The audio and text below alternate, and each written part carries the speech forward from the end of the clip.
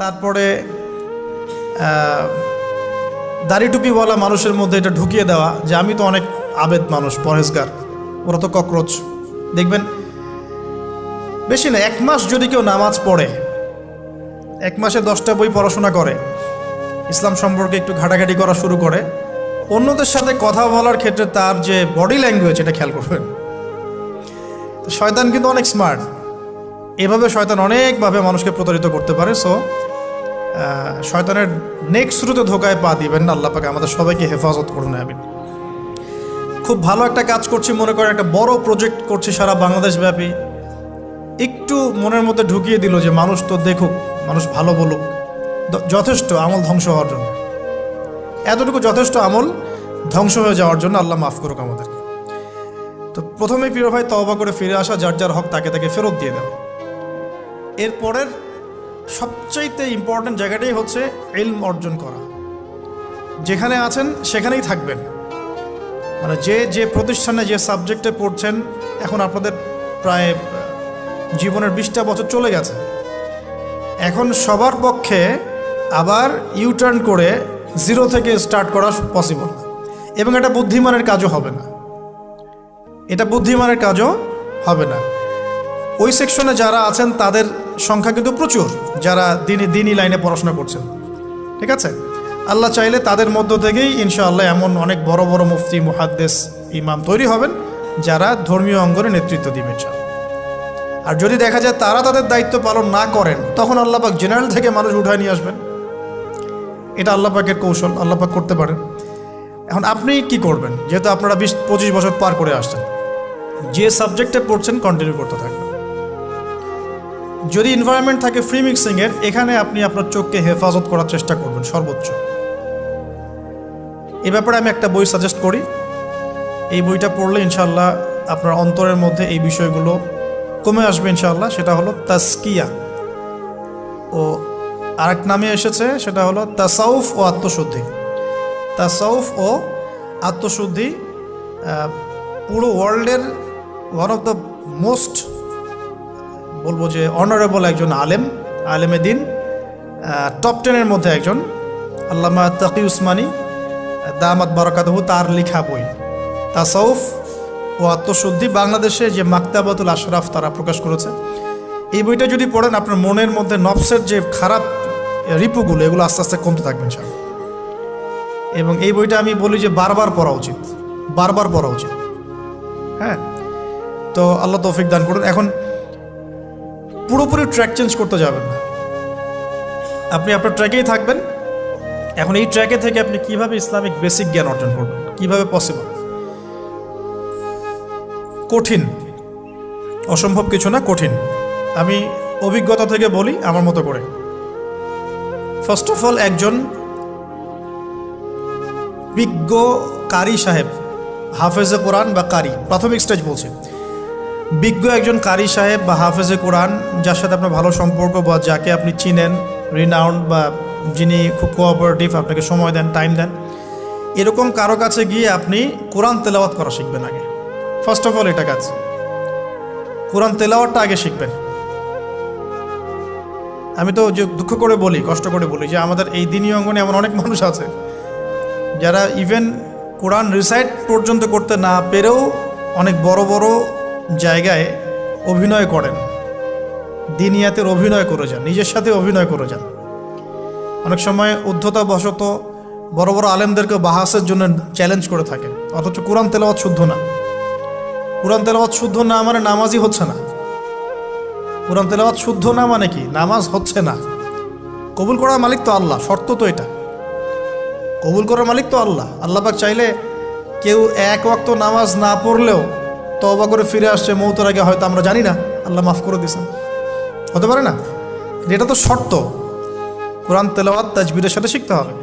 তো এখানে যদি একজন আলেম থাকেন, একজন কারি থাকেন, হাফেজ থাকেন, তার কাছে আপনারা ব্যাচ করে পড়লেন, অথবা সে যদি কোনো ইনস্টিটিউট খোলে সেখানে আপনারা একটু সময় দিলেন, বা যারা পড়তে জানেন আবার মস্ক করে নিলেন। ফজরের পর 1 ঘন্টা, সপ্তাহে 3 দিন, 3 মাস এনাফ। ফজরের পর 1 ঘন্টা, সপ্তাহে 3 দিন, আপনার 2 থেকে 3 মাস যথেষ্ট। কোরআন তেলাওয়াত আপনি শিখে ফেলবেন ইনশাআল্লাহ। এটা প্রথম কাজ। এটা না করে পরের কাজগুলো আসলে পসিবল না।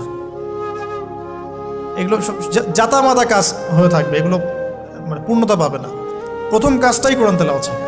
এরপরে আপনার অনেকে তাবলিগ জামাতে সময় দিবেন। অনেকে দেখা যায় যে বাসায় দিনই বই পুস্তক পড়েন, এগুলো পড়বেন, ঠিক আছে। অনেকে হাদিসের বইয়ের যে অনুবাদগুলো হয়েছে এগুলো পড়বেন, সমস্যা নেই। কিন্তু কোরআন তেলাওয়াত অবশ্যই শিখবেন। তারপরে আপনি যদি এখান থেকে বের হওয়ার পরে বা রানিং অবস্থাতেও যদি সময় বের করতে পারেন তাহলে মাদ্রাসা অঙ্গনের কোনো আলেমের সোহবতে গিয়ে আপনি অ্যারাবিক ল্যাঙ্গুয়েজ এবং অ্যারাবিক গ্রামার শিখবেন। ওটা আপনার শেখার লেসন 2, কোরআনের পর এটা শেখার লেসন 2।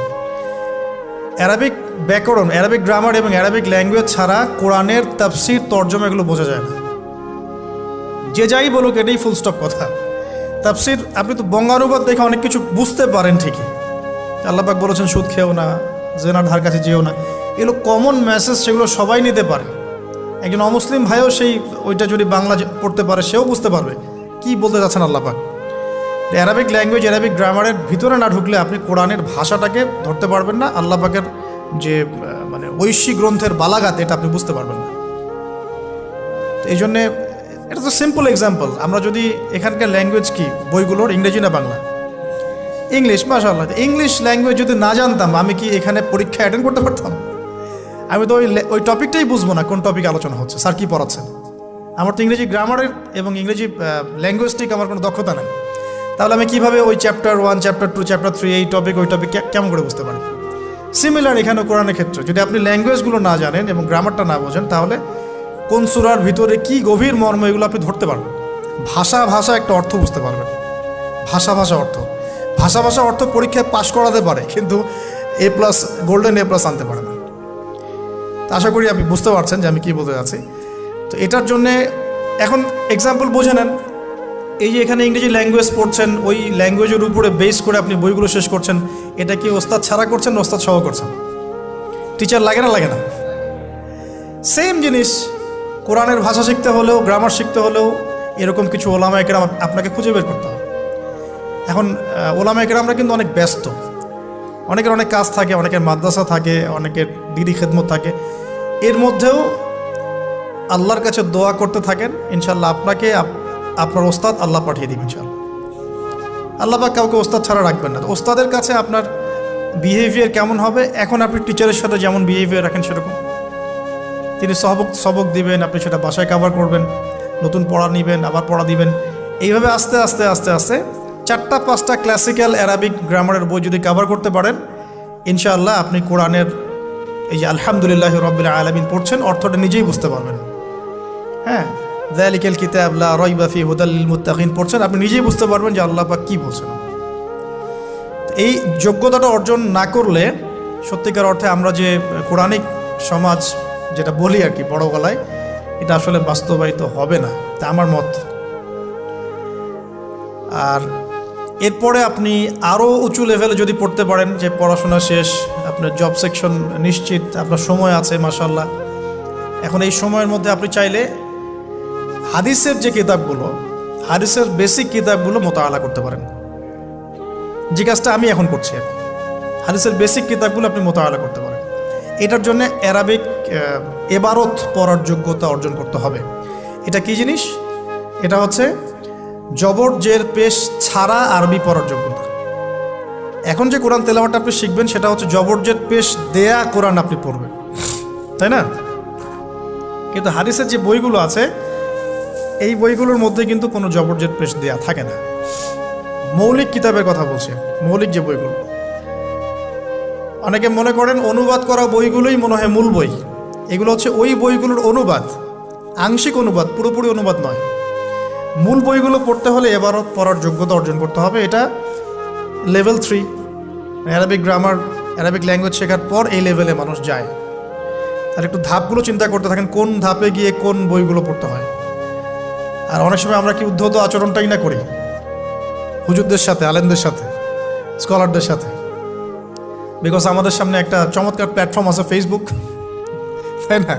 এখানে তো মানে রাত দিন, দিন আর রাত, একে রাতকে দিন বানানো যায়, দিনকে রাত বানানো যায়। হ্যাঁ, এখানে ওই যে আলোর প্রতিসরণের মতো হয় আর কি, সাইজ এতটুকু, বিম্ব হবে এত। তো আল্লাহ মাফ করুক আমাদেরকে।